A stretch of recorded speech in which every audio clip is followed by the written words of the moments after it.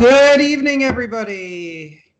This is Nevin Gusak, the host of the Patriotic Populace, with my co-host Herschell Miller. How's it going tonight, Herschell? Oh, Nevin, it's going pretty good. This weather's kind of cleared up around here. We don't have a foot of snow on the ground. I have to say, times are pretty good right now. Good. Very, very nice. There is some relief in sight for my brothers and sisters out in the Midwest. I see it's daytime in the background there. You still got sunlight. Yeah. It's right at that great time in year, like right before it springs forward. The evenings are real pretty. I think it's like 50 something degrees right now outside. It's look, I know to a Floridian that just sounds terrible, but 50 degrees after the -7 degree temperatures we had last week sounds really all right by me. Well, that's like tropical forest weather compared to what you had. I mean, geez Louise. There were some places in northwest Arkansas that had, what was it, a 90-degree temperature swing over the course of 5 days, I think. Oh, I could believe it. That kind of spread can really create crazy weather, crazy storms too. Oh, it is. I understand it was a pretty crazy event, and I feel so terrible for all the people that have lost everything in this in certain circumstances. But it was actually pretty cool for certain parts of it to actually see snow stick on the ground. Because look, here in southeast Oklahoma, we don't generally get the snow that they do up in the Panhandle or northern Oklahoma. Mm-hmm. Mostly because we have a lot of warm, moist air that blows up out of the southeast over Arkansas and Louisiana. But this was the first time in my life I've seen snow stick to the ground for more than about 3 days everywhere. I'm not talking about in the shade. I mean, the roads. I went to work last Monday morning, and you could not tell the difference in between the highway and the fields next to it. I mean, it was total stick, totally snow covered, and it was pretty. It really was. It's probably something in my part of Oklahoma that I'm not going to get to see again for a long time. Yeah, well, but coming from New York, Long Island, I mean, we had our fair share of blizzards and snow. I went to school in State University of New York in Albany, undergraduate school, and surely they had plenty of snow, lots of cold weather, cold temperatures and whatnot. One thing I want to see, and then just really get the hell out of there in a fast vehicle, I'd like to see a tornado. No, I'm telling you. Now, look, I'm not comparing. Yeah, I'm not comparing disaster. Just saying the word tornado will drive an Okie in under the house. But no, here's the thing. The thing that's always scared me so much about tornadoes is, with a hurricane. Now, hurricanes are absolutely devastating, especially the Category 3s, 4s, and 5s can create all kinds of damage, displace millions of people. It can be terrible in the worst of circumstances. But generally speaking, you've got a few days of warning before that hurricane will make landfall. The thing about tornadoes that's such a terrifying concept is that, yes, today with Doppler radar, we're a lot better at predicting where tornadoes will be and seeing through the rain, but a lot of times they can just come out of nowhere. And, usually a tornado coincides with a fairly strong storm. So I've always been scared of storms. It's something it's a fear I've had since I was little. They just drive me crazy. And you'll be sitting there and you'll listen to the wind blowing and seeing, because the tornadoes, I guess they say they whistle or something. It kind of sounds like a train, I guess. But it's a different sound to the wind, and you're just always kind of listening out for it. And so you've never seen one, or no? Okay, I'll say this: there was one night about 7 years ago. Yeah, about 7 years ago that I think I seen the early formations of a tornado in a late night storm. So what it was a really pretty sight, all things considered. But basically, I'm at my stepdad's house, and I'm looking out across this field with him, and in between the lightning, you can see this cone, and it would be there, and then the lightning would flash again, and then it would go away, and then it would be there, and then it would go away. And I don't think it ever touched down. Like, maybe it touched down way on out in, further east, but I would, as far as what ones that I could say for certain, that's, I think, the only one. I mean, I could turn on the Weather Channel and look at them all day from the comfort. Oh, I've seen plenty of YouTube videos, and during the summer we have the tornadoes over the ocean called water spouts that are off the coast. So I guess if I really, really wanted to see one, during the afternoon in the summer, I can drive along Route A1A, which parallels the beach in the Atlantic Ocean, and probably check it out. I think I came close to seeing a tornado once in Florida. It wasn't a tornado. It was something called a wall cloud. And it's this huge circular base of a cloud that's underneath a type of thunderstorm called a supercell, which is like a massively powerful thunderstorm. And that supercell, inside the supercell, is the mesocyclone, which is a combination, I guess, of the updrafts and downdrafts that forms the tornadic circulation. And I remember seeing one actually right here in Coral Springs, but this is like 20 years ago. I had first met my wife, actually. I mean, then we were just going out as serious boyfriend, girlfriend. And I remember seeing it behind us, and I'm like driving away from it and pointing out to her, I'm like, oh shit, there's like that looks like a wall cloud over there. We better just get the hell out of here. But it's cool. It's kind of like nervous, but I was interested in the weather when I was younger. And I always thought it was kind of cool. I guess it's a little bit of a science geek in me, I guess. I don't know. Well, let me ask you this, Nevin, because I've never seen a hurricane. You've never seen a tornado, but me and you both live in very volatile parts of the country, weather-wise. Mm-hmm. So when I know what you're talking about with wall clouds, that's something that we're taught to look out for, because usually a wall cloud will coincide for the worst part of the storm. But it's always been such an eerie feeling to me because what is it? It's just about to be March. So hold that thought. I'll talk a little loud. For about the next 3 months, or at least the better part of March and April, and then maybe the early parts of May, but generally March and April are the worst time for storms in Oklahoma. And, I can remember days, you're just out kind of minding your own business, working, going to school, whatever, and all of a sudden one of them supercells will roll in. Mm-hmm. And the sky, it gets this really almost like a sea green color, a real eerie, ominous looking color. Yeah.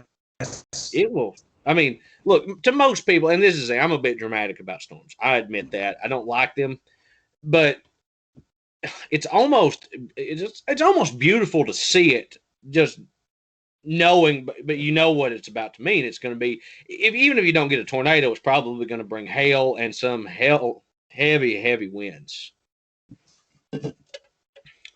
So let me ask you this before we get started with the rest of the video. Mm-hmm. You've been in Florida now for quite a while. What is it like going through a hurricane? It's scary. In the precursors, you get scattered showers and thunderstorms, particularly with the outer bands, what are known as the outer bands. And as the hurricane gets closer, it depends on what side of the hurricane you get. But in general, it's very devastating. It's tremendous wind and rain. You don't get as much thunder and lightning because the storm's energy, I forget the explanation, but it's something to the effect. And if there's any meteorologists out here, feel free, in the audience, feel free to comment. It sucks the energy out of the clouds, thereby preventing lightning from occurring or developing. It's something to do with the energy that it just sucks it out. It does produce thunderstorms outside as well as tornado in the outer edges of the hurricanes. And also, as when the hurricane is passing, there are still leftover storms that can produce thunderstorms or cumulonimbus clouds. Really, hurricanes are just a combination of massive cumulus and cumulonimbus clouds. And it's tremendous amount of torrential rain and wind. The wind can howl. If you have hurricane shutters on the house, they will rattle depending on how powerful the winds are. And when you go through the eye, that's probably the most, shall we say, awesome contrast, because you have all this violent weather. And the eye, which is the center of the hurricane, is a couple of miles long, maybe 5 miles, 10 miles, 20 miles, sometimes even longer, or wider, depending on the power of the storm. And it's just total calm, sunny skies until the eye passes, and then boom, the weather, which is even worse at times in the second half of the hurricane, and it just howls and pounds, and it can be pretty scary, and you're inside most of the time.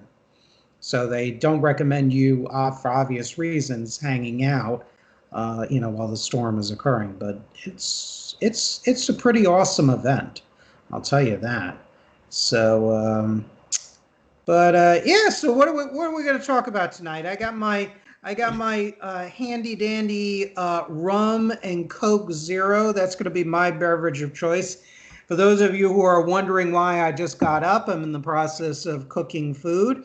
Nice set of ribs, spare ribs, and I doused it with 3 limes. I squeezed the juice out of it, put mango marinade, and then I also cooked up pork chops in the air fryer. Air fryer is the best way to go when cooking most forms of meat and fish and etc. So that's what I was doing. And those of you, little fun fact about me at least, I like to do some cooking. I've learned many different things from many different people about cooking, so it's a lot of fun. What are you drinking there, Herschel? I am drinking the Tradesman Special, NOS energy drink, because I run out of Monsters. Oh, boy, that is a mega energy drink. We could do 3 shows with that drink. So this is the thing about Tradesman, which is something I do want to talk about later in this video, is talking a little bit about tradesmen and why pros and cons of being a tradesman. Mm-hmm. There's 3 things that a tradesman will find in life the longer he's in. He will find at least a crippling addiction to energy drinks, a crippling addiction to hot box food at a gas station, and most likely an alcoholic problem. It's just part of the job. You work these long hours in dangerous conditions on tight deadlines, and it's just and you will find some form of tobacco that you like, whether that be dip or cigars or cigarettes or all 3 of them at the same time. But you will find something, some form of vice to hold on to. Nevin, if you wouldn't mind getting us started, I have to hit something real quick. Sure, no problem. Well, I will say for the librarians, if you will, and probably I would include tradesmen in this too, our vice, or at least my vice, is coffee. Love myself some coffee. I will have on my work days 1 or 2 cups. I don't put sugar in the coffee. Sometimes I'll put a little of that vanilla, French vanilla cream in there, like a teaspoonful. That's perfectly enough. I don't put sugar. And then my second cup will usually be just black. And that gets me going every day. That's my vice. And look, a lot of tradesmen and other blue-collar professionals, I mean, we have tradesmen working here. I've met many of them, and they seem to enjoy their coffee too as well. So, that's my vice. If I had to pick a dietary vice, it would be coffee. But they say that coffee can be healthy too, especially black. So, who knows? Now, look, I love coffee. I really do. The only reason I didn't make a pod is because I forgot to put one on right before the video started. But the thing, and this is the reason I usually drink more energy drinks than I do coffee during my work week, is because I just forget to make it in the mornings. It's 4 o'clock in the morning. You get up, you're putting your pants and your boots on and making sure you've got everything to go to work. And look, I know a lot of people, they'll put the water in there and have it all ready to go. And, they'll get it ready at night before they go to bed and turn it on in the morning. Them people are what I term responsible adults, and I am not a good responsible adult. No, but if given the option, I do like coffee over any energy drink. Oh yeah. Well, coffee is also healthier too. It's better for you compared to that. I mean, I actually have I've drank energy drinks when I was taking a road trip to New Jersey and New York City last year because I was helping somebody move stuff down here to Florida. And let me tell you something. I lived on energy drinks, and those things really got me going. And I got to tell you, I liked making that road trip to New York and New Jersey better than flying, to be honest with you. If I had more time, I'd do it again by car. In fact, that's going to be one of my goals. Another goal is to also, once my daughter Emily is in college, which is only 2.5 years away, going to be traveling, doing some world traveling. That's going to be my next thing, my next goal. So, but anyways, what do we got? What do we got for the audience tonight? What are we going to be talking about? Well, Nevin, I think it would be. I mean, you got to talk about the elephant in the room and the winter weather that the country just experienced over the last couple of weeks, and the fact that at one point over 75% of the country was covered in snow at the same time that it snowed in northern Mexico. Like, yes. Them people have probably went a whole generation in between snow. But Ted Cruz escaped that, right? Oh, yeah. Blessed Mexican father travels 1,500 miles to seek shelter for his daughter. It was. Well, actually, he's Cuban American, but yeah, there you go. I know it. Latin American, and I hate to offend everybody in the audience. I wasn't meaning it that way, but it just seems so damn hypocritical to me. Because this is the thing is, I don't hate Ted Cruz because he fled the country in the middle of a crisis when he's an elected representative. I mean, I just don't like Ted Cruz to begin with. Well, he's a fake asshole of a politician, even if you and we do agree with, certain positions, political positions he has. I mean, the guy, I could just see through him. He's such a fake, phony asshole. And I've seen such politicians personally down here in Florida. Well, and look, I think being fake and being a politician goes hand in hand. There's hardly an honest politician who's ever graced our halls of Congress. But this is the thing. It was to the people in Texas that had to go through what they just go through. My heart goes out to you because, look, I'm in Oklahoma. We're right above you. Yeah, we got hit a little harder, but our state was ready for it. For the most part, yes, Oklahoma had to do some energy rationing. Yes, the gas companies had to limit the utilities to certain industry. But on the whole, Oklahoma managed to get through it relatively unscathed from what I've seen. Texas, on the other hand, man, y'all got hit in the head. And this is the thing about it, too. It is nobody's fault that the storm happened. It wasn't, I'm not blaming the Republicans or Democrats or anybody that the storm come through. What I am saying, going to be talking about this episode, though, is that it is another perfect example of why deregulation and cost cutting cost people their lives, and it cost people their life savings. So I'm trying to find this picture here, but I seen this the other day, and it nearly politics. If you're going to be in politics, I'll give advice to anybody while I'm looking this picture up. If you're going to be in politics, you have to understand that you're going to have times that you've just got to grow a real thick skin in a hurry, because at the end of the day, it's a rough line of work, and there's going to be a lot of things that you're going to see that you've just got to learn to wipe off, brush off. This made me indignant. So this is from Stephanie Rule on Twitter.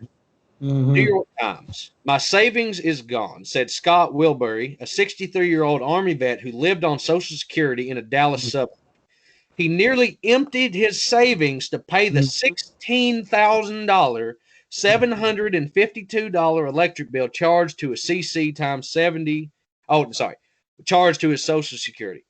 70 times what he usually pays for all of his utility bills combined.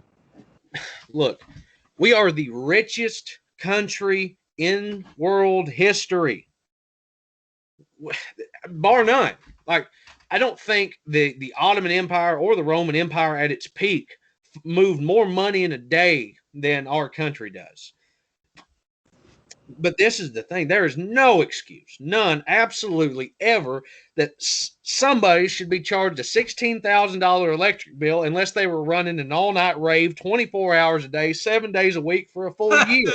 I mean, now look, Texas, this is the thing. I've seen Republicans, because let's rewind the clocks back to last year when California was burning to the ground.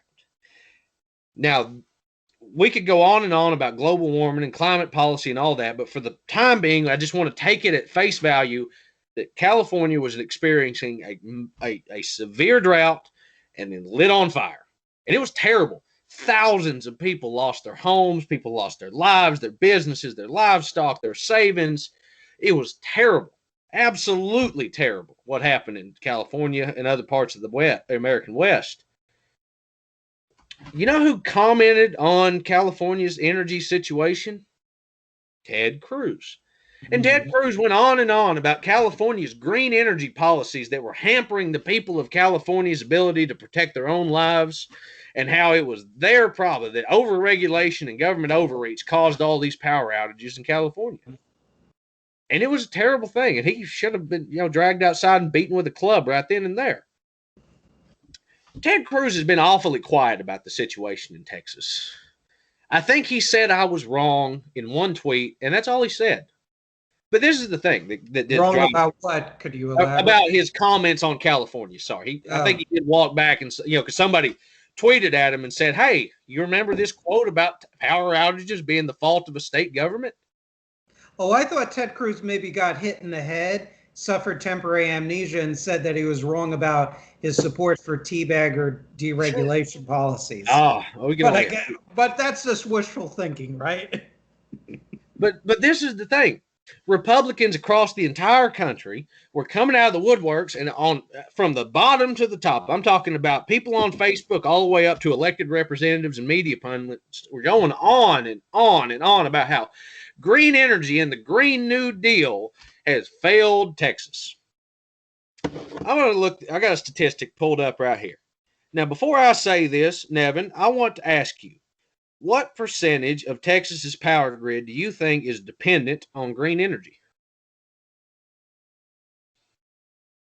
Between 10 and 20%. 20%. So a little bit higher than you thought. Now, that's a significant percentage of the energy grid that was, more or less knocked out during the weather. But this is the thing. Before people start talking about how, windmills are bad because windmills don't work in the weather. Canada has a very extensive windmill infrastructure built in this country. Not perfect. Canada's a long way from being green energy independent, and I don't think wind's the best way to get there. But the point is, if Canada can have wind turbines that function year-round, so can Texas. Very true. See, the problem in Texas is not about a freak weather event that just totally and fundamentally broke the power grid because the system just couldn't handle it because, I guess it is, but it's not because, green energy doesn't work in the cold. What you've seen in Texas was a 20-plus year campaign from the elected Republicans across the state to consistently cut cost on the infrastructure. See, this is the thing. Texas is the only state in the United States that has its own power grid. The only one. And the reason that Texas has its own power grid is because Texas, being Texas and always talking about independence, did not want the federal government to regulate the power supply. Yeah, that's right. So Texas basically come up with this system where they would supply their own power to their own state to get away from all these pesky government regulations that, by the way, are there to ensure that when a once-in-a-generation storm comes through, that hundreds of people don't freeze to death and billions of dollars in property damage don't occur. So Texas went on this campaign, and basically what they said is, it doesn't get cold here that often. And a once-in-a-generation event could theoretically happen, but maybe it'll happen further on in the future. But it did happen, and people are dead. Billions of dollars in property damages have occurred. Irreparable economic destruction in certain communities from people that lost their businesses due to either absolutely outrageous utility bill cost and as well as just outright property damage. Water pipes busting and flooding buildings, and it was a terrible, terrible thing that happened in Texas. And somebody has to stop and ask, why Texas? Because it gets cold all the damn time up north. Look, yes, it's incredibly unusual for this part of the world to have negative temperatures. Like, that's something that we don't see. But, states like Iowa, even Kansas, not that far north of us, they have winters like that, occasionally, depending on how bad the year is, and their power grid doesn't completely shut down. So it goes back to the point that cost-cutting measures and government deregulation in the name of freedom cost people their lives, and it cost billions. All the money. Now, they didn't even save money. This is the worst part about it. Texas actually spent more money on power than they should have with the regulations. Tens of billions of dollars worth. So what happened in Texas? Now, this is going to be the subject of many, many congressional hearings and videos detailing the entire sequence of events. But from what I've gathered so far, what happened? The natural gas lines feeding the power plant froze solid.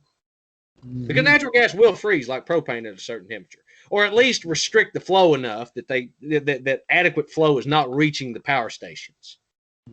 And once that happened, the grid collapsed in on itself. Now,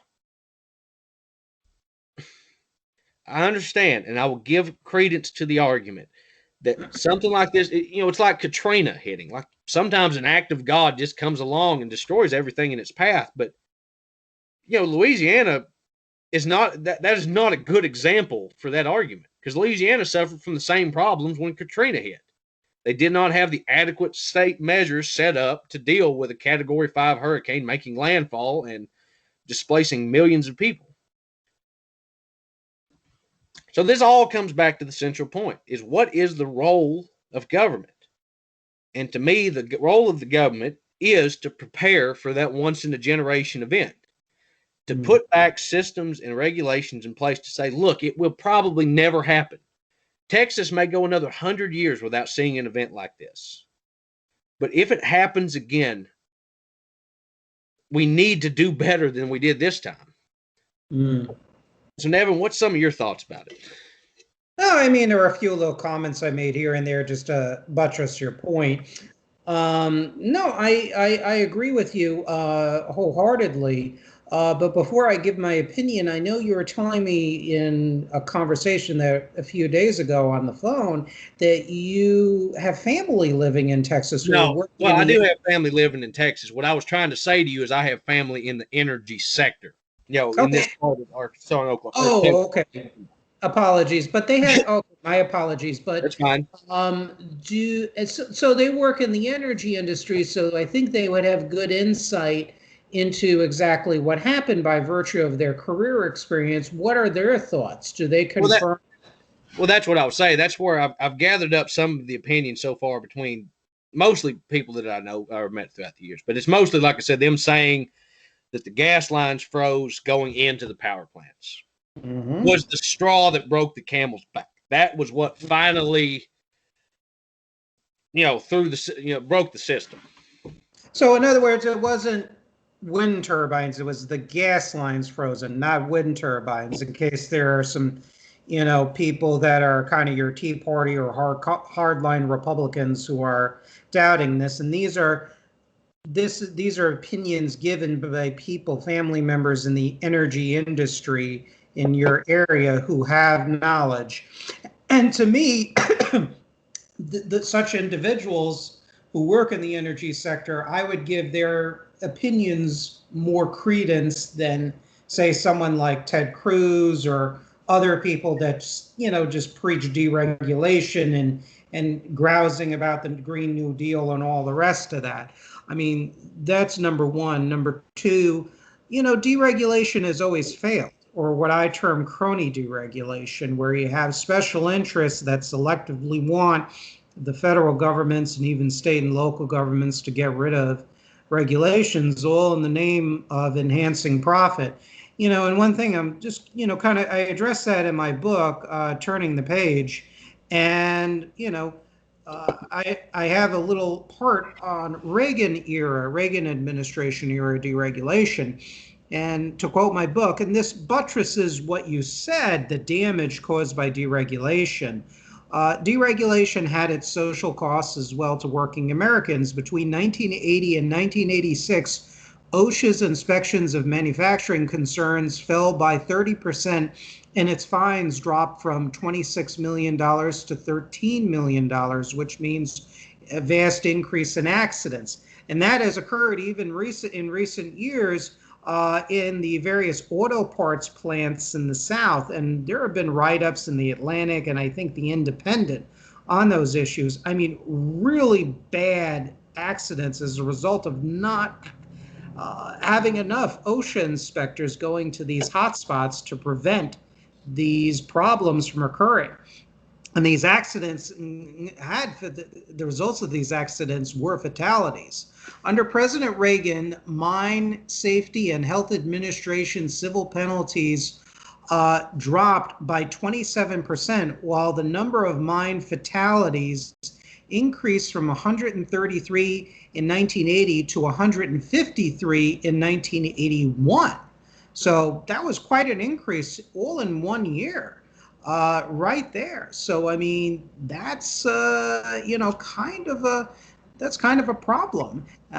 When you look at banking deregulation, that's another issue right there.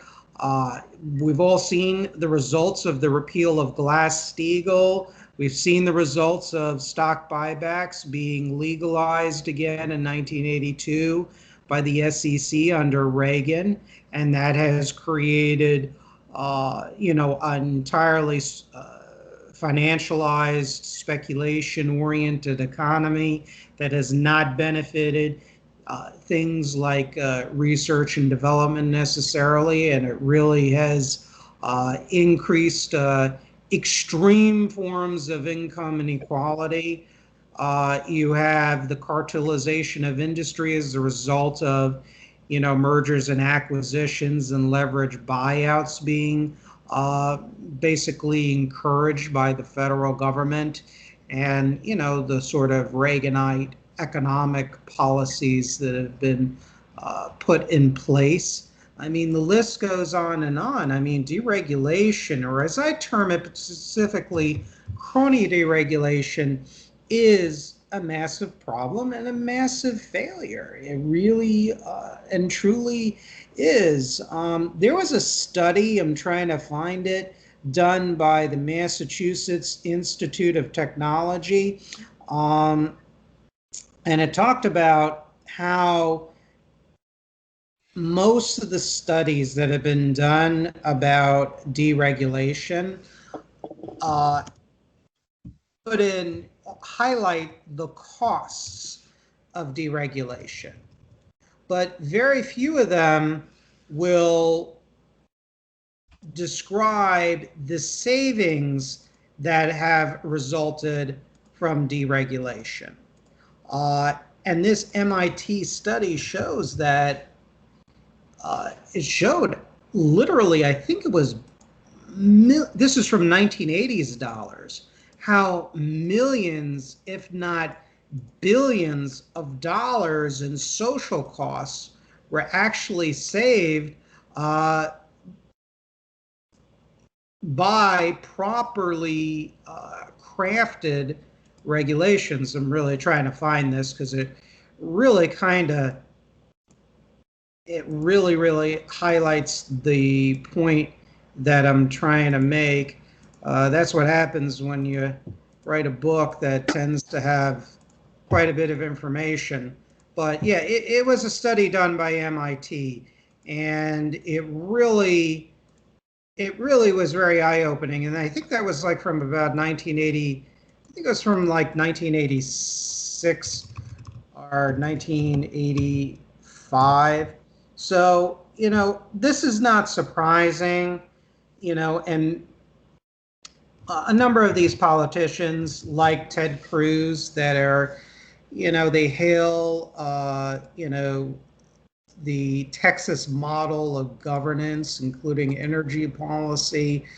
Many of these guys, Ted Cruz especially, they receive campaign contributions from the energy industry from the fossil fuel and specifically for fossil fuel energy producers. And, that's kind of what you're going to get as a result. I can't find the thing right now. I'll look for it later. But the bottom line is that, you have campaign finance, lobbying issues that are at the heart of this too. There's a lot of money behind deregulation, including energy deregulation. And then on top of that, you also have to think there is an important point here. The idea of deregulation and, quote, freedom in its sort of libertarian economic sense, much of that results when you have much of that philosophy of deregulation and laissez-faire liberalism in economics, it's very short-sighted. It basically incentivizes short-term thinking. So this notion of disasters and whatnot, it's like, so what? It's once in 100 years. We'll deal with it when it comes up. We're prepared for it and everything else. I mean, this is the result when you have publicly traded corporations. They operate solely on shareholder supremacy. Enrich the shareholders, the majority shareholders. Doesn't matter what you do.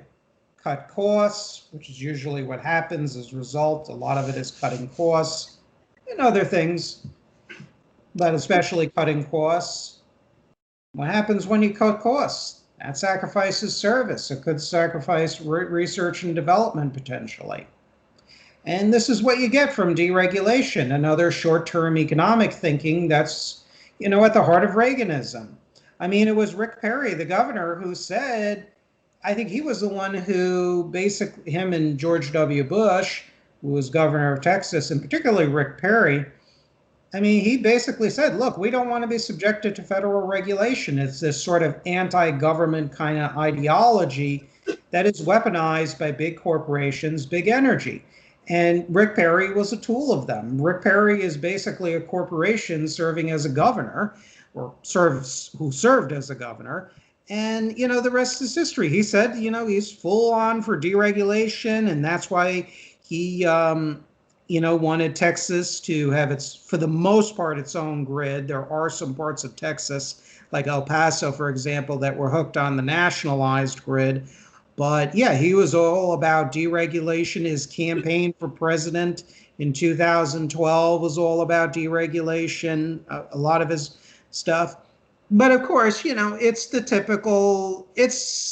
typical Republican tradition, the sort of Reaganite Republican nonsense. It's very utopian, and that utopianism for libertarian economics is weaponized by corporations and other special interests to enhance their profit making. And if the country or society it's hurt, oh well, doesn't matter. That's just business. Well, Nevin, I'll say this, and it's a point that I try to make. I was talking to somebody about this the other day.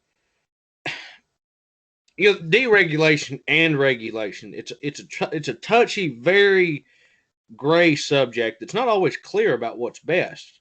Because for the working class, speaking of on populism and especially working class politics, for us, it's one of them damned if you do, damned if you don't kind of things. Because when regulations come about, you were talking about the Mine Safety and Health Administration earlier. Mm-hmm. We call them MSHA, and it shouldn't be this way. But when MSHA shows up on a job site, you get off that job site. You get away from it. You go away. Because their job, and at least how the inspectors have done their job, doesn't seem to be caring about people's safety. It's to advance their own career by writing tickets for stuff that... I'll give you an example. My foreman, who taught me about everything I know, John, if you're watching this, good. I'm very thankful for all you did for me. But my foreman that really taught me about everything I know, he was telling me the story of this conveyor belt that he had on a mine site. And it was guarded on the outside, what we call the meat grinder, which is a slotted tail pulley. The reason we call it a meat grinder is because it's very bad if somebody gets caught in that. Mm. Guarded on all sides, and for reasonable suspicion, there's no way that somebody could have got themselves hurt or caught up in that meat grinder. The IMSA inspector wanted a guard placed on the bottom of it. When John asked him why he wanted a guard placed on it, the IMSA inspector told him that theoretically somebody could lay on their back and crawl underneath the conveyor belt and stick their hand up into the meat grinder and get caught up in it. Now look, and he got a fine over that too. That wasn't just a question, suggestion. Like the mine site got fined over that, from what I understand. And stuff like that, that's not helping anybody. That's not helping the working class people. That's not helping workers, and that just makes it harder for smaller businesses to make it on. And if there was any libertarian principles that I agree with, I do think that there's too damn many regulations on the working class people and small businesses that are destroying the country. But on the other side of that, when deregulation hits, it never helps the working class. When we get deregulation, these senators run on the promises of deregulation. It's always deregulation of the banks, deregulation of environmental standards, deregulation of where you can drill oil or where you can dump wastewater, deregulation of emission standards. Yes, you could say that the added jobs help people, but at the same time, like, there's a reason that we had these damn regulations in the first place. It wasn't that long ago, what's that river by Cleveland? I always forget it. Cuyahoga River. The Cuyahoga River. Yeah, it wasn't that long ago that some bitch was on fire. Like, that was within your lifetime. I believe that was the 1980s, wasn't it? No, 1969. Okay, so technically that's still within your lifetime. Sure. Well, not my lifetime, but babies. Let's just say in general terms, that's not that long ago. There's plenty of people alive today that was alive in 1969. Yes. Oh, exactly. And that's what's crazy to think about is that we have these regulations because people in the past said, hey, maybe we shouldn't dump toxic waste in the rivers. Maybe we shouldn't allow our entire power grid to go down to a bad snowstorm. Maybe there are regulations that we need, and I absolutely believe in that. I think that we need to have safety standards for vehicles. I think we need to have emission standards. We need to have work safety standards. But one of the things that I believe that the government needs to do a better job of is that working class people should have a hand in writing this legislation. The trucking industry is a prime example. So my stepdad's a trucker. He spent his whole life driving trucks. My stepbrother's a trucker, runs a good, successful business. Very proud of them. They have fought stupid regulations at every turn.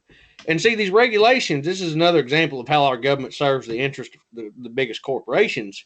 They write these regulations that there's almost no way that small businesses can ever meet them. Because, it costs arm and a leg to keep, to meet all these safety standards that are not making trucks safer to drive up and down the road. So one of the solutions that I've offered to this problem is to you couldn't do all of them because there does need to be safety experts that have studied the issues on there, but you need truckers to help write trucking legislation. You need miners to help write mine regulations. You need oil field workers. You need all of these people that are directly affected by this regulation to write these policies. What's your thoughts on that, Nevin? No, I couldn't agree with you more. I think that's a spot on. A lot of when you look at the history of deregulation, I term it, as I said before, crony deregulation. It's where you have large corporations and financial interests that are pushing it. And it's not because they care about the workers, it's that they want to increase their shareholder value and their profits. And look, there's nothing wrong with profit maximization. That's the purpose of a corporation, is to sell products and to sell their services and to generate a profit. But there needs to be imposed by society and government accountability. And when you deregulate things just for the sake of greed, or because you believe in, as a politician or a think tank, in libertarian free market fundamentalism, and you just deregulate as much as you can, we've seen the results, and the results have been overwhelmingly negative. And the other thing I would say is as a result of much of the deregulation, that has not resulted in net increases in jobs necessarily, particularly well-paying jobs, because again, companies, the larger companies particularly operate on shareholder value. And you have a lot of employers that are very good in this country, but you also have many that view labor as this disposable commodity. And people like us are people with families. We contribute to society, and we contribute to our employers by our labors and stuff like that. So we shouldn't be viewed as commodities. And the other thing is during the great eras of deregulation, under Ronald Reagan, under George W. Bush, under Trump, I mean, the outsourcing of American jobs increased. Even Trump, in fact, in Trump's first year, the number of jobs that were outsourced was even more than even under Obama, which is pretty terrible.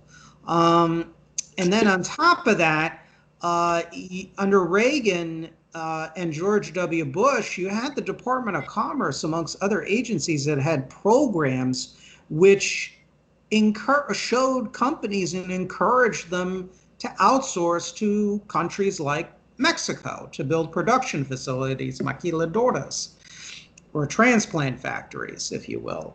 Deregulation is not this wonderful thing. The only thing it helps is the super wealthy people, and it helps the stock market and the majority shareholders. Those are the people that tend to see the most profitable results of deregulation. So that's what I think. On the other hand, are there regulations that need to be re-examined? Absolutely. A very good book out there by Philip K. Howard called The Death of Common Sense. I urge people to look at that. That gives another look at also the pitfalls of what could be considered rather pointless or silly regulation that doesn't make sense. So really and truly, there has to be a balance. But at the same token, I stand stoutly against, Reagan sort of Reaganite deregulation, essentially, which has resulted in really poor conditions for working and middle income people, and frankly, independent businesses.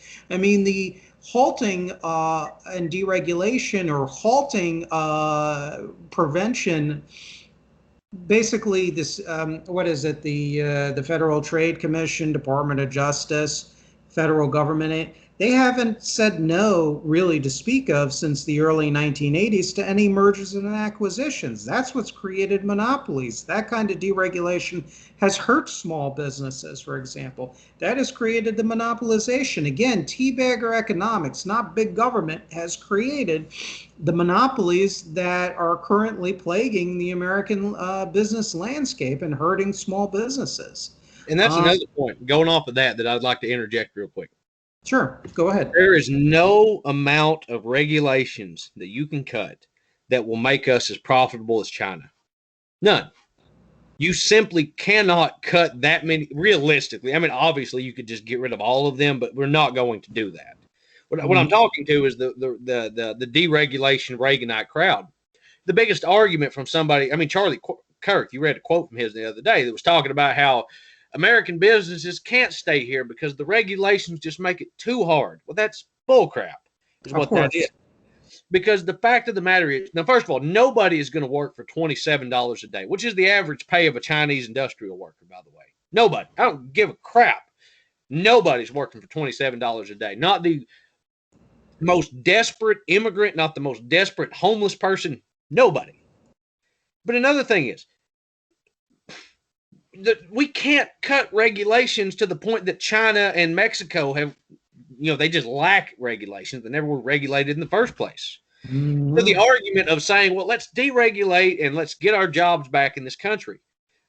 Like you said, under Obama, under Reagan, under George H.W. Bush, and under Trump was the most pro-big business points in recent American politics.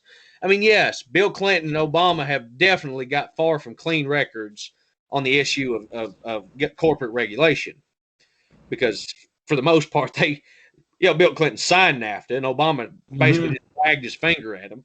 Never done anything really.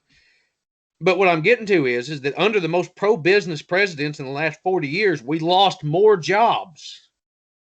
Under the entire Trump presidency, we never had a net positive gain in jobs in the United States for manufacturing. at any point. What I'm getting to is that if you keep thinking, oh, if we just cut pay, if we just kill unions, if we just deregulate just a little bit more, I'll have my factory job back. Well, you're wrong. Because this is the thing. When Whirlpool left Fort Smith, Arkansas, took thousands of jobs with it, moved down to Mexico, paid the tariffs on it, and still made more money. That's right.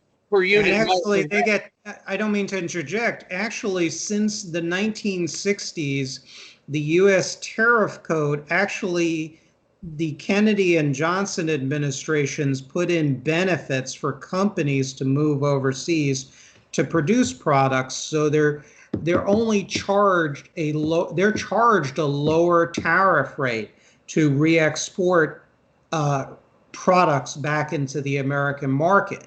And there were actually rules, there was actually Congress, with the support of the AFL-CIO back in the early 70s, tried to stop that through the Burke-Hartke bill. But that was unsuccessful because you had the globalists in the Rockefellers and the Trilateral Commission and the ECAT, which is the Emergency Committee on American Trade. They all fought that.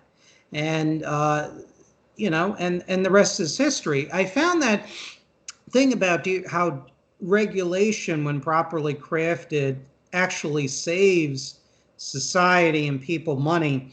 And I wanted to read this for the audience because, you and I are right-leaning, or you and I were former right-wingers, and we believed in deregulation. I believed in it very strongly, and it took a lot of this factual information and reflecting on history to change my mind.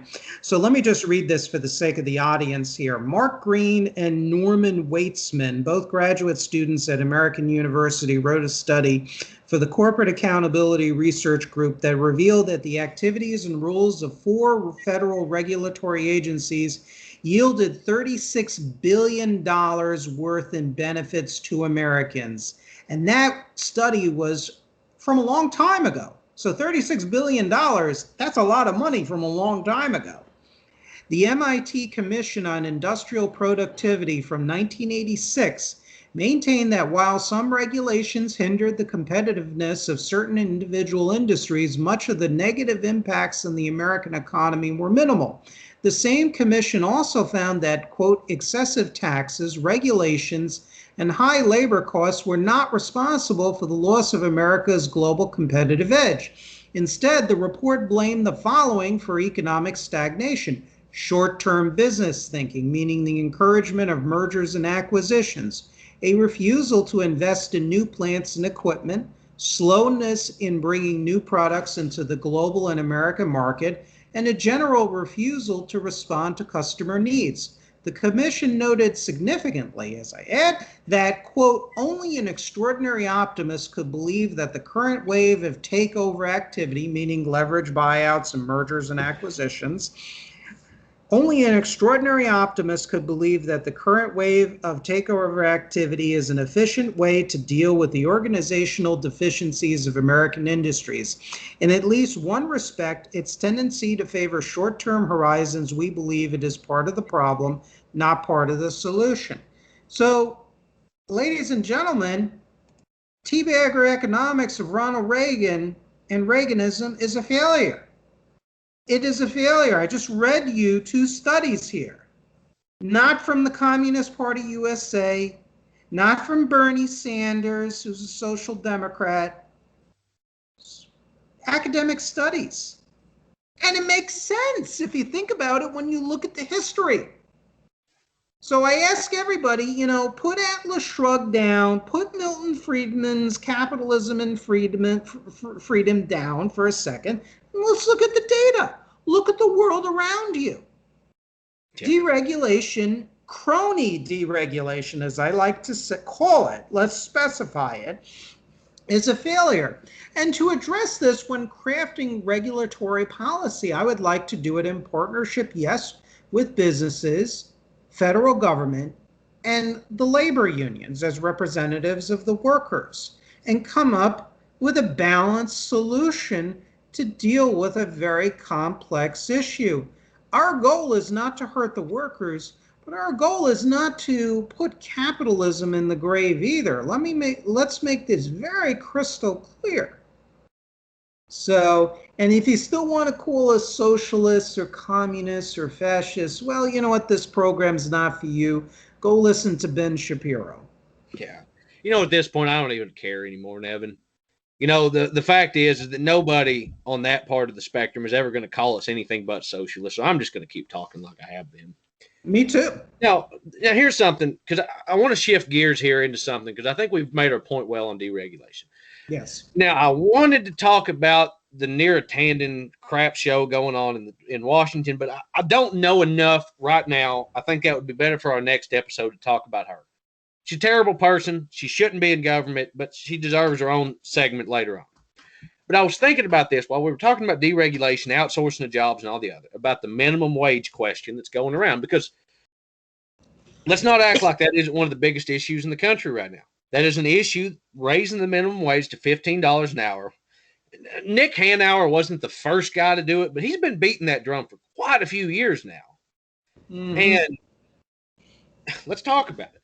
Now, before we begin, there's an age-old thing that floats around conservative media that minimum wage jobs were meant for minimum skilled labor, especially high school kids looking for a part-time job.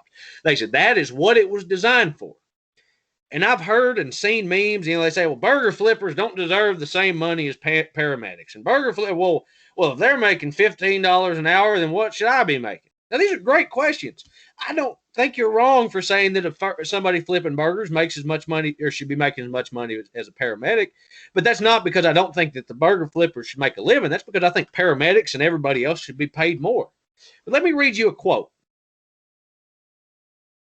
FDR was the man that created the minimum wage as we know it. Mm-hmm. And I'm going to read you this quote so you can hear it from the horse's mouth what was the original purpose of the minimum wage. He said, no business which depends for existence on paying less than a living wage to its workers has any right to continue in this country. And by living wages, I mean more than a bare subsistence level. I mean the wages of a decent living. Now, most people cut that quote off there, but there's more. Mm-hmm. Do not let any calamity howling executive with an income of $1,000 a day, who has been turning his employees over to the government relief rolls in order to preserve his company's undisturbed or undistributed reserves, tell you, using his stockholders' money to pay the postage on his personal opinions, tell you that a wage of $11 a week is going to have a disastrous effect on American industry. The minimum wage was not designed for high school kids and minimum skill jobs. That was never the design. The minimum wage was designed to make sure that everybody working a 40-hour week could have he didn't say it directly in that quote, but I know that the purpose of it is that you could afford a home and food to feed your family. Precisely. That's the whole purpose of it. And it's the same, in the Book of Solomon, not the Book of Solomon, what was it? In Ecclesiastes, Solomon talks about, talks about how nothing is new, that everything that you think is new is just something that's very old that people forgot about. The executive, the crying executive living on $1,000 a day back then is the billionaire crying about it today, clutching their pearls about hard work and determination and turning the working class against people that they should have no issue with. That burger flipper at McDonald's is not the reason that your house is so dang expensive today. That store clerk that's been on her feet 50 hours this week is not the reason that your pay hasn't gone up in 20 years. This is the thing that drives me so damn nuts about the way this country operates, and conservatives as a whole, is you're blaming the wrong damn people. You're mad at people that have no control over your life situation. The minimum wage in this country, indexed to inflation and adjusted for cost of living, will be $21 an hour today. Correct. Yeah, or 23. I see even 23. You're asking people to work for 3 times less than the minimum wage, than what it should be.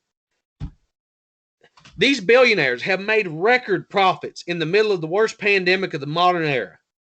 There are more new billionaires now than there have been in the last 10 years. And they're crying about raising your wages. And here's something else for the conservatives that are always talking about government spending.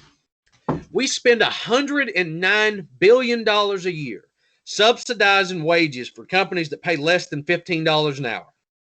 Between food stamps, Medicare, or food stamps, Medicaid, housing assistance, child care assistance, $109 billion a year. It wouldn't cost us that much to run completely public university.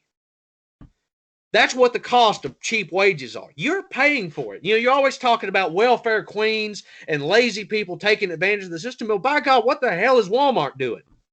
What's Walmart doing when they're taking your tax dollars to pay people poverty wages?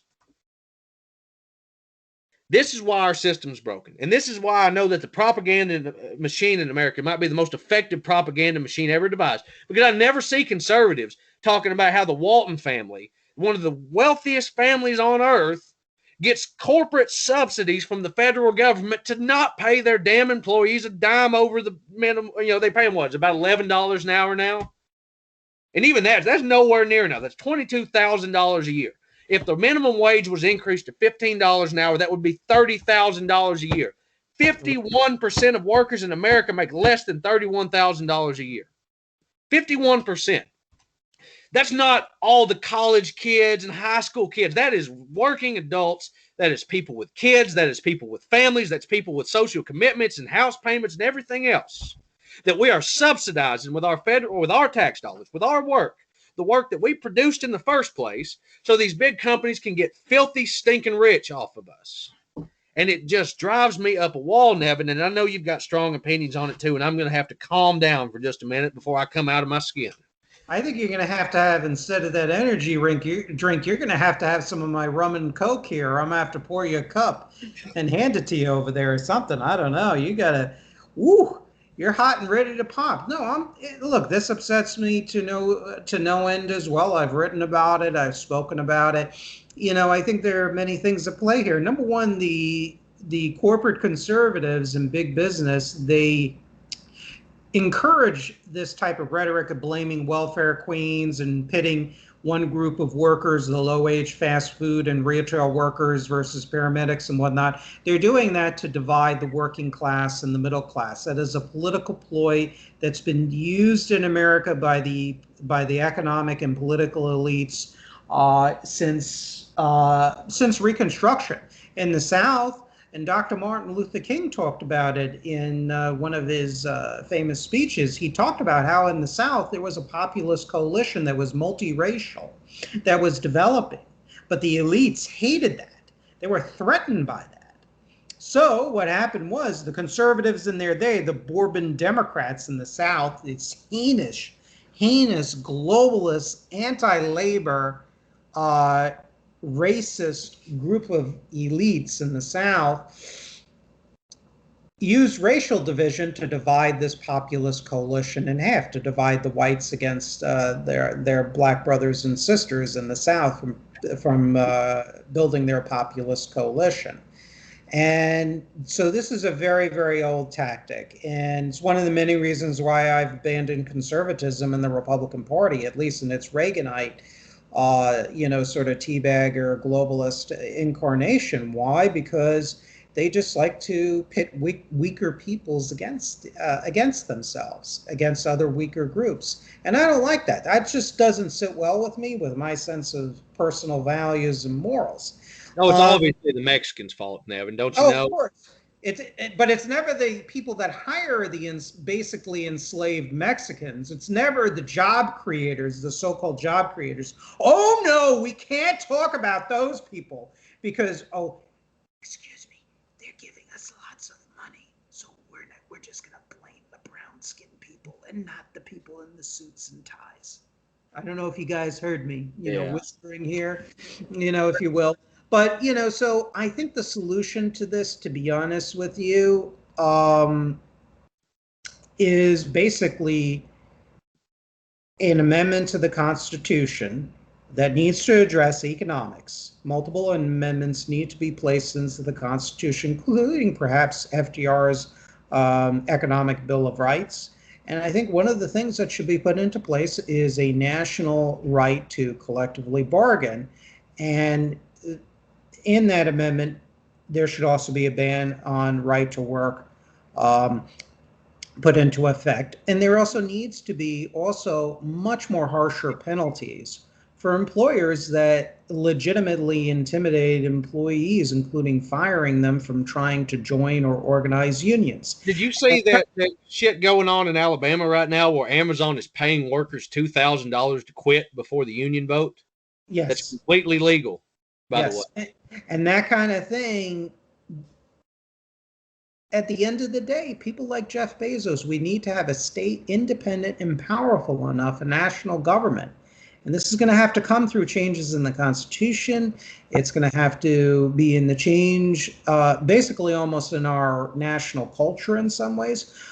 But we need to have a government that will basically say to Jeff Bezos, your ass is going right in jail, or to the other executives who make these decisions. There needs to be accountability.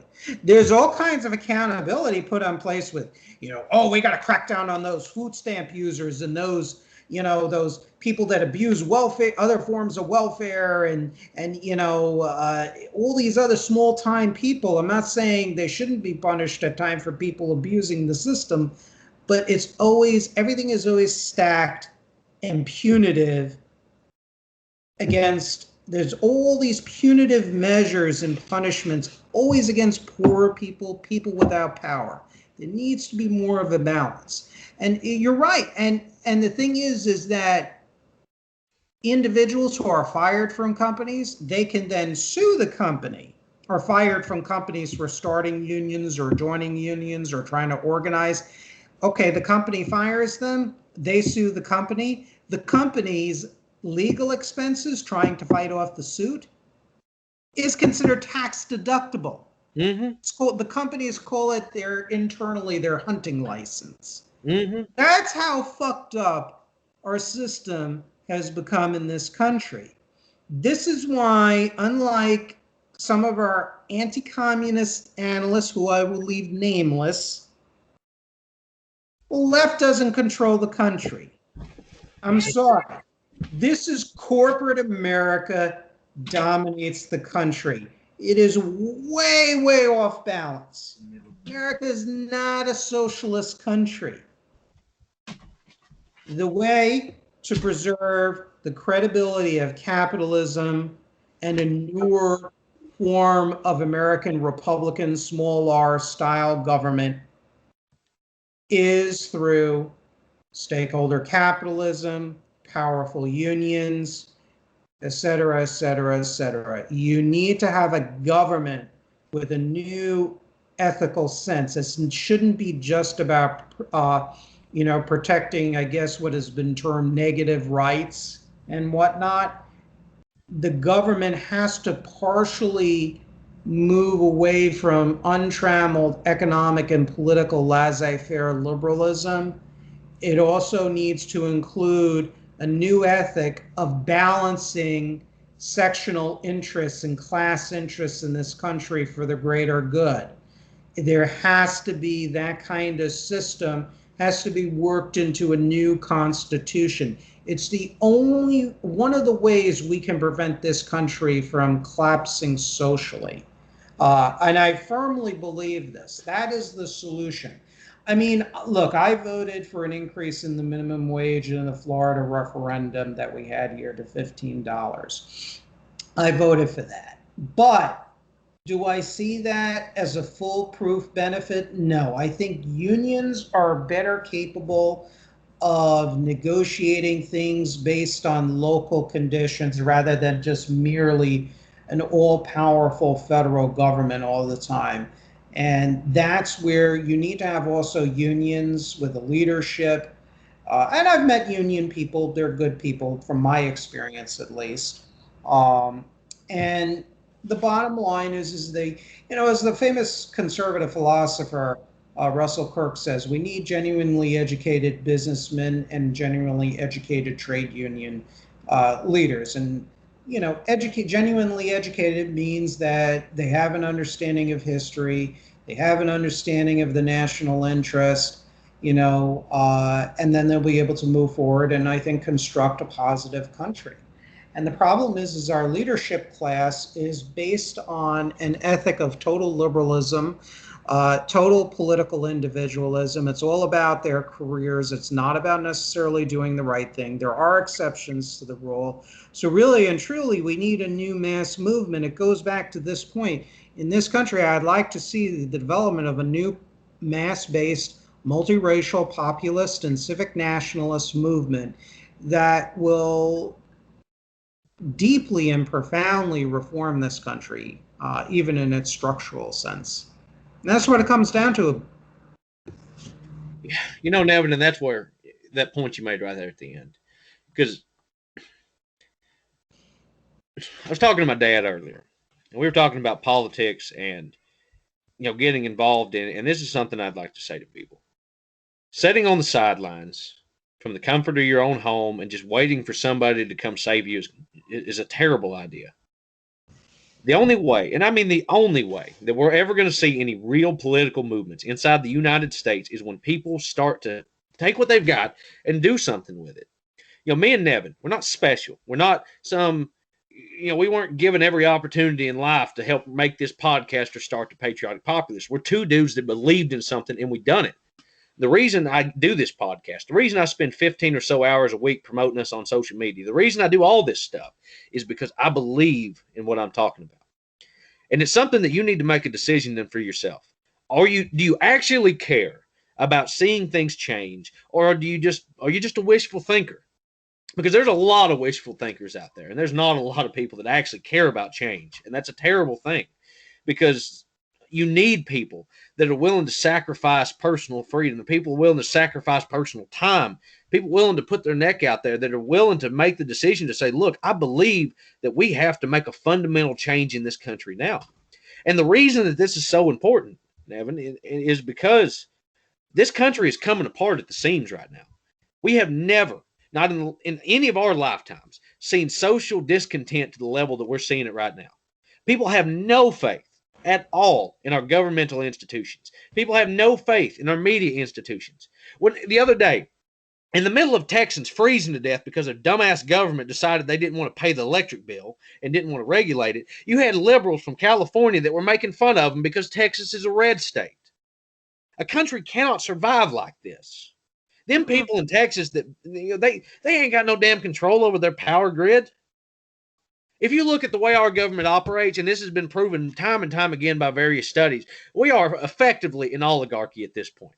Mm-hmm. The will of the people, the general consensus of what people want, almost never gets done. And the only time it is given to us, you look like, see $15 an hour minimum wage and actual $2,000 checks, for example. The only time they do it is some watered down, repackaged, on brand, way of doing shit that doesn't help actual working people. So get off the fence. Make the decision in your life right now, whether or not you actually care about this stuff, that you actually care. You want to be an activist, then get out there in the damn street and do something.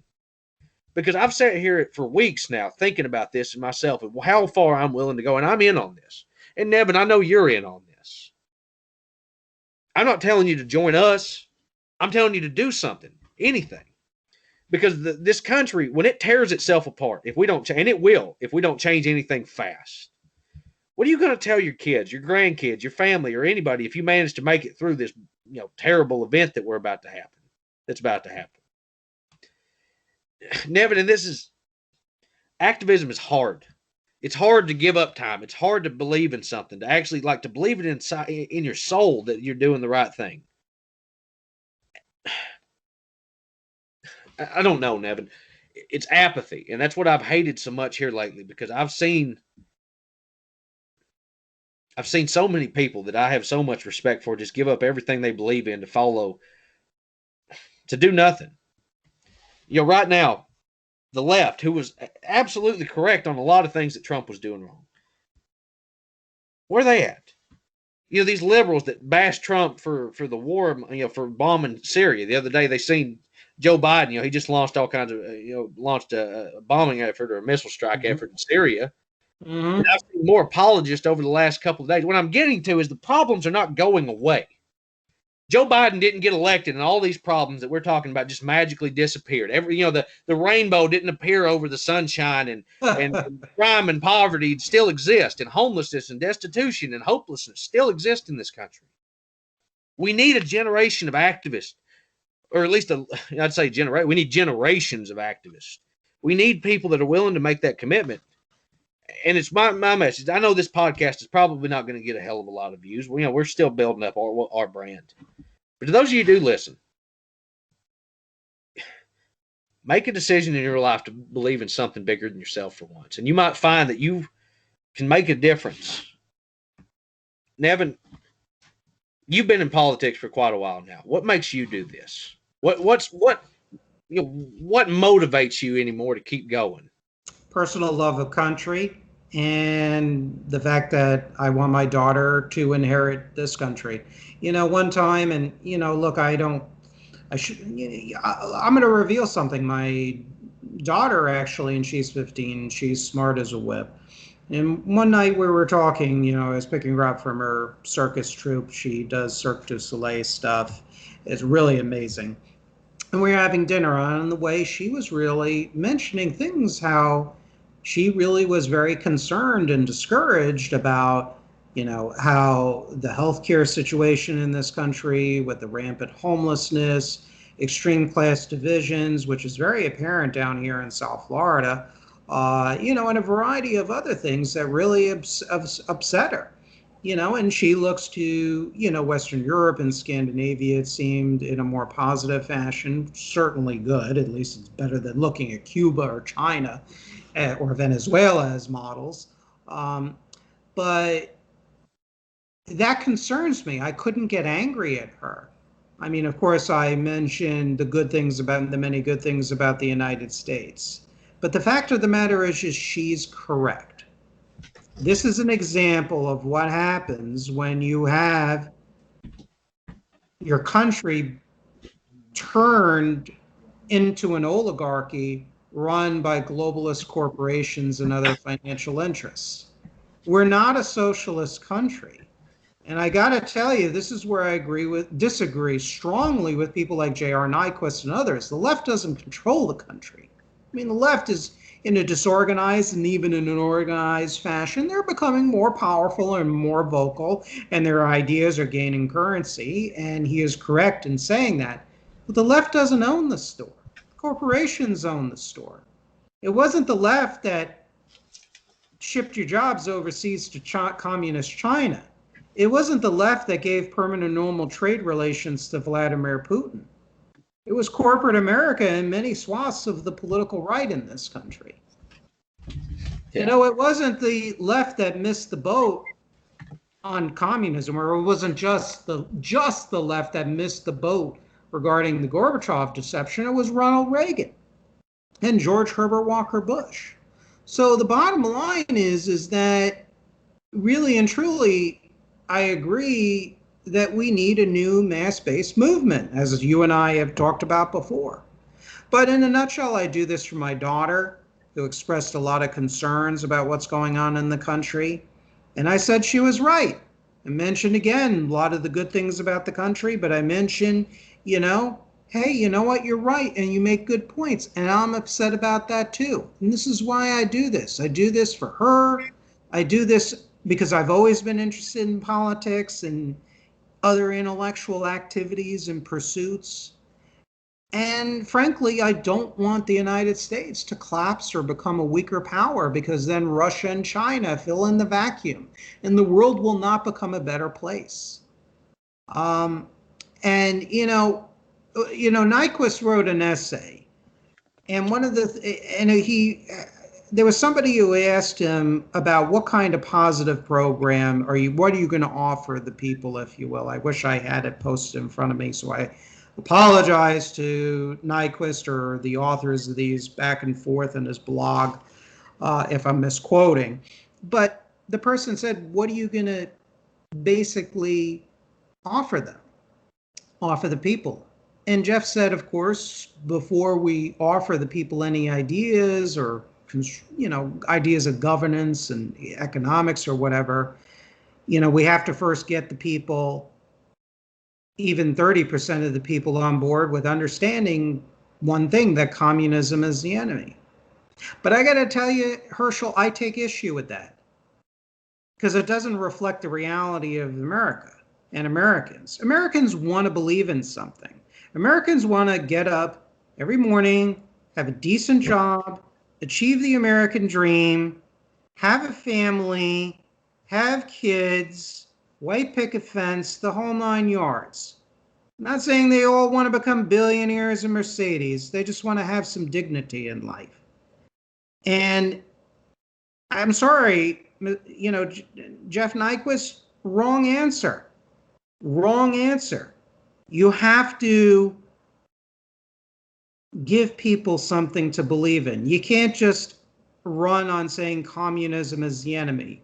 You have to say that communism is the enemy and provide the people with something to unify for, and not just abstract conservative principles of freedom, because you know what? We've tried that. We're governed by that. That's why corporate America owns the store. That's why Amazon can get away with paying people $2,000 to quit in order not to join the union. Okay? We need to, the problem of communism, of domestic communism and socialism, is a symptom of the failure of the system. Okay? And I got to tell you, he knows my views and everything, but I gotta let the goose loose here, man. That was kind of funny, you got to admit. You got to let the goose loose here. I have to let it out here. This is, people like him are wonderful on national security issues. I've been meaning to get this off my chest in a public forum. He is top-notch on national security.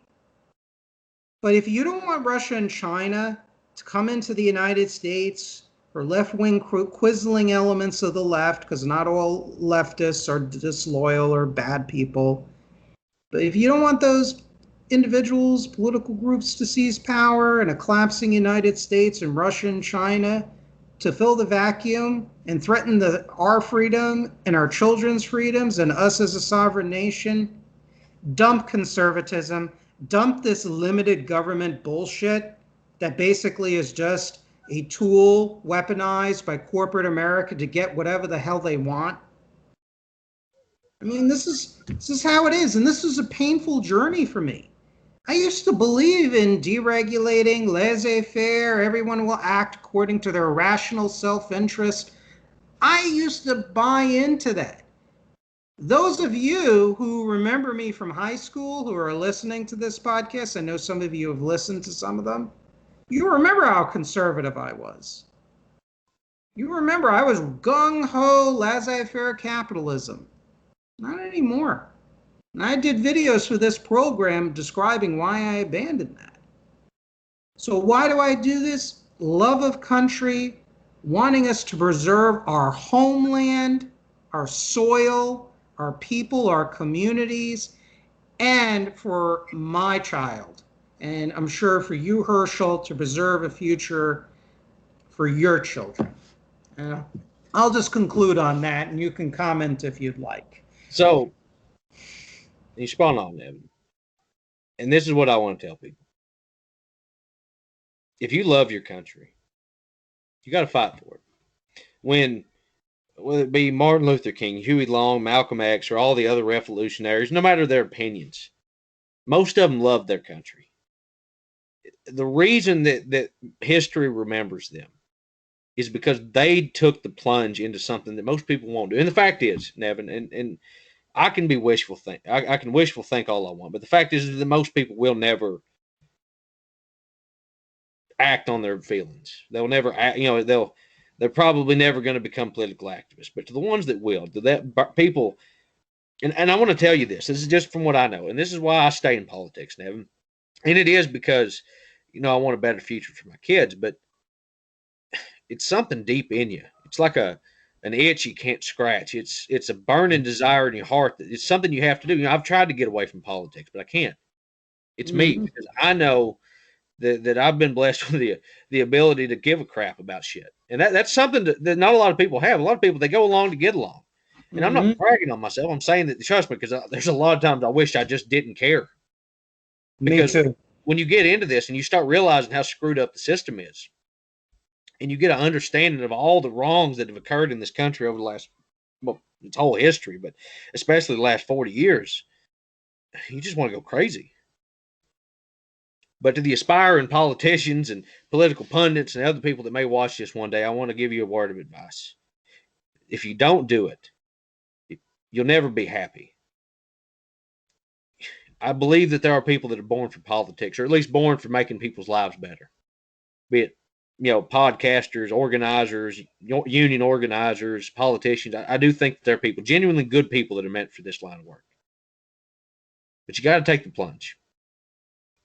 Now, me and Nevin, we're trying to build something here with the Patriotic Populists. We're trying to build an organization of populists, build a coalition of populists that are going to help make a difference in this country.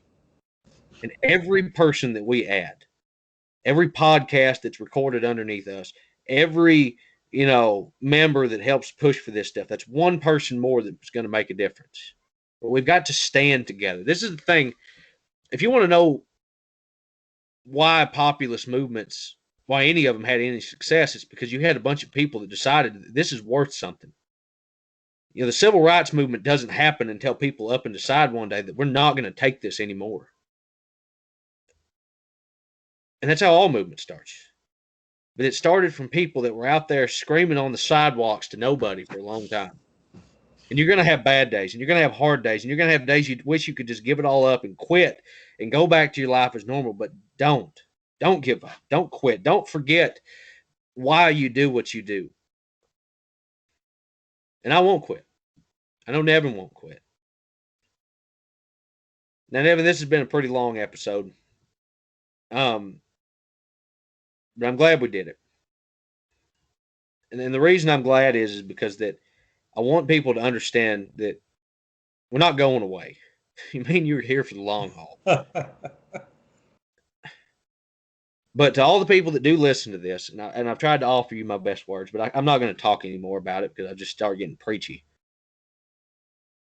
But if you're really interested in politics, whether it be podcasting, running for governor, or running for office, or anything like that, get a hold of us. I believe our email is on our Facebook page. By the way, anybody listening to this video, make sure to like, share, and subscribe. Follow us on Facebook and YouTube, or Facebook and Twitter. Same name, easy to find. Stay up to date on it. But if you're serious about joining politics or getting into politics, talk to us. We're more than happy to help out. We're building something here. And one of these days, the Patriotic Populist is going to be a household name because I believe in what we're doing. And Nevin, it's been a pleasure. Do you have any final words of closing out? No, just to say to the audience here, to echo your sentiments, Herschel, seize the moment, go for it. And the future hopefully will be ours, meaning all the greater mass of the American people. And the first way to get started is subscribe to our podcast, subscribe to, or quote, like our Facebook page. We'll eventually be getting onto Twitter. No, we are on Twitter. We are on Twitter. I'm sorry, excuse me. To like our Twitter page, to like our Facebook page, but most importantly, to not only subscribe to our podcast on YouTube, but also to share our videos for educational purposes, to get people to think. There are I do have some good news out there. There are a lot of people that do think like us to varying degrees on economic, political, and national security issues in varying degrees. And that's good news. So what you got to do is when you talk to people at a family gathering, a party, just hanging out at a barbecue, you happen to listen to this podcast and you're talking politics or history, current events, and those other people, family members, friends, are basically, spouting views similar to ours, share our podcast with them. And then they'll share it with other people through word of mouth and through social media. It's best forms of advertising. And then, as a result of education, you'll then have group affirmation of values. And then if we do have a large mass of listeners, then it could be a tool to use for struggle for a better United States of America. And Herschel, it's been an absolute pleasure hosting or co-hosting the show with you. And I look forward to doing a show tomorrow, actually. We're going to be doing a Q&A, and we're going to be doing that on a weekly basis. And also some other news. We're going to be also investing in the future in some new equipment for ours, webcams and podcast microphones. So this is something not only that Herschel and I put considerable amount of time, and I also make my solo videos on top of that. We also put money into this too. We use our internet services, our computers, that costs money. And, we're going to be investing in our own funds for equipment. Why? Because we believe in what we are doing. This is one of our life's passions. Well, and on that note, I wish you all good night, and we will see you tomorrow. Okay, hold on.